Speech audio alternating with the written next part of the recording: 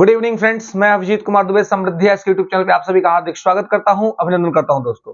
तो बिहार शिक्षक अभ्यर्थियों के लिए एक बहुत बड़ी खुशखबरी है, यूं कहूं कि बहुत बड़ा न्यूज निकल के सामने आया। लगातार छात्र इस पे सुबह से फोन कर रहे थे कि सर क्या ये न्यूज सही है, क्या ऐसा होने वाला है। तो मैं आपको बता दूं कि बिल्कुल ये न्यूज सही है। इस पे शिक्षा मंत्री का जो है सो कि बयान भी आ चुका है। और आज के तमाम न्यूज़पेपर को स्टडी करने के बाद और चीजों को देखने के बाद मैं आपसे कहने जा रहा हूं कि टीआरई 1 में जो छूट गए, टीआरई 2 में जो छूट गए और जो टीआरई 3 में छूट गए हमारे छात्र, किसी भी कारण से जो बॉर्डर लाइन पे रह गए या नहीं क्रॉस कर पाए, किन्हीं कारणों से, तो अब ना तो शोक मनाने का समय है, ना ही दुख मनाने का समय है दोस्तों। बिहार सरकार ने एक बार फिर से एक बड़ी और बिग अनाउंसमेंट कर दिया है कि हम टीआरई 4 में 1,40,000 की वैकेंसी लेकर के आ रहे हैं मेरे दोस्तों। तो 1,40,000 की वैकेंसी आ रही है।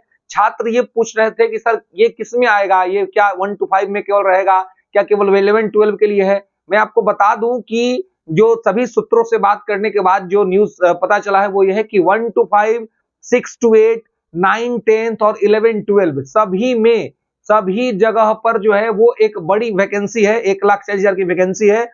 और ये आपको फरवरी में जो है ये आ जाएगा, ये वैकेंसी हो जाएगी। और आपको जो इसका एग्जाम है वो अप्रैल के लास्ट में चांस है कि इसका एग्जाम करा लिया जाएगा। और जून जुलाई तक आपको जो है सो कि ज्वाइनिंग भी करा दी जाएगी। यानी टीआरई 4 में 1,40,000 छात्रों के लिए एक बहुत बड़ी खुशखबरी निकल के सामने आ रही है, जो कि उनको नौकरी मिलने वाली है। तो इसलिए मैं सभी छात्रों से कहूंगा कि देखो, रिजल्ट नहीं आता है तो दुख तो होता ही है। बहुत सारे छात्र लगातार इमोशनल मैसेजेस कर रहे हैं और बहुत उनको दुख होता है। उनकी पीड़ा को, उनके कष्ट को मैं समझ सकता हूं, लेकिन फिर सामने अवसर है तो पढ़ाई बंद मत करना मेरे दोस्तों।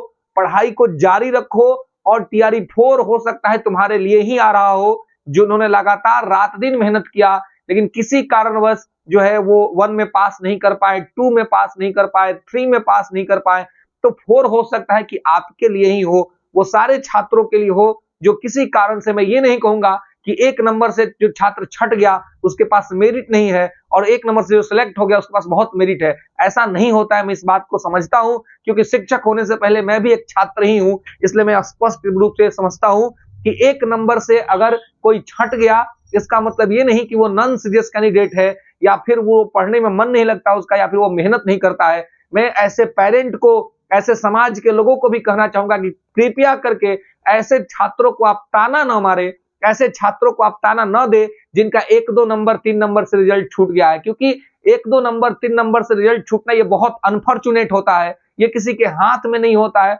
और उसके वजह से आप ये नहीं कह सकते हैं कि उसने पढ़ाई नहीं करी। ऐसे बहुत सारे छात्र, ऐसे बहुत सारी लड़कियों के लिए मैं विशेष तौर पे उनके पेरेंट्स से, और जो जिन लड़कियों का विवाह हो चुका, उनके पति और उनकी माँ, जो उनकी सासू माँ है, उनसे मैं विशेष रिक्वेस्ट करूंगा कि प्लीज आप उनको ताना ना दे। क्योंकि 1-2 नंबर से जो छात्र रह गए हैं इसका मतलब ये नहीं है कि वो पढ़ा नहीं है। आप तो देख ही रहे कि आयोग भी तो गलतियां करता है। आपको शायद ये पेरेंट्स को नहीं पता है, लेकिन हम लोग चूंकि शिक्षक हैं, इस फील्ड में है, तो हमें समझ में आता है कि छात्र का ही गलती नहीं रहता है। बहुत बार तो क्वेश्चन जो चेंज हो जाता है, उत्तर बदल जाता है, सही उत्तर होने के बाद कुछ उत्तर को आयोग नहीं मानता है, तो ऐसे में भी तो छात्र फंस जाते हैं। तो ऐसे में 1-2-3 नंबर उनका चला जाता है और फिर उनका रिजल्ट नहीं आता है, रिजल्ट उनके हाथ में नहीं है।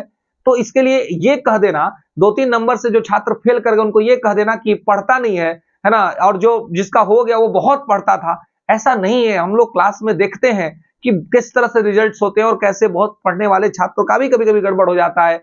और तो इसलिए मैं ये कहना चाहूंगा सभी अभिभावकों से कि कृपया आप अपने बच्चे और बच्चियों को ताना न दें, उनकी स्थिति को समझिए, उनकी परिस्थिति को समझिए कि वो किस तरीके से कितना ये फेस कर रहे हैं। इसलिए आपको उनके साथ सहानुभूति रखनी चाहिए, आपको उनके साथ सिंपैथी रखना चाहिए। रात भर जग करके बच्चा पढ़ता है, 1 नंबर से उसका रिजल्ट नहीं होता है, 2 नंबर से रिजल्ट नहीं आता है, तो उसकी पीड़ा वो बच्चा ही समझता है। समाज तो सिर्फ रिजल्ट देखता है, समाज सिर्फ सफलता देखता है, लेकिन वो जो असफल विद्यार्थी हैं उनके दुखों को, उनको पीड़ा को कौन समझेगा। लेकिन मैं फिर कहूंगा कि आप लोगों के लिए टीआरई 4 एक बहुत बड़ा अवसर है मेरे दोस्त, क्योंकि बहुत से ऐसे छात्र जिनका टीआरई 1 में नहीं हुआ वो टीआरई 2 में सेलेक्ट हो गए, जिनका टीआरई 2 में नहीं हुआ वो टीआरई 3 में सेलेक्ट हो गए। इसलिए शोक मनाने का समय नहीं है, सरकार ने, शिक्षा मंत्री ने घोषणा कर दी है, वैकेंसी आने वाली है। तो टीआरई 4 एक बहुत बड़ी वैकेंसी है दोस्तों, और ये मैं आपको कह दूं कि ये सबसे बड़ी वैकेंसी चुनाव से पहले की वैकेंसी है, और इसमें आपको अपना पूरा जी जान लगा देना है और यहाँ पर सेलेक्ट हो जाना है। यहाँ पर आपको कोई कोताही पढ़ाई में नहीं बरतनी है, क्योंकि ये आपके लिए अंतिम मौका है, क्योंकि उसके बाद वैकेंसी बच नहीं जाएगी।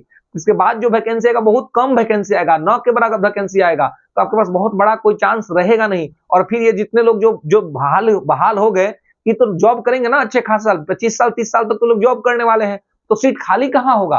तो सीट खाली नहीं होगा, इसलिए वैकेंसीज बहुत कम आएंगी। इसलिए ये टीआरई 4 का जो वैकेंसी है बहुत बड़ा वैकेंसी है छात्रों।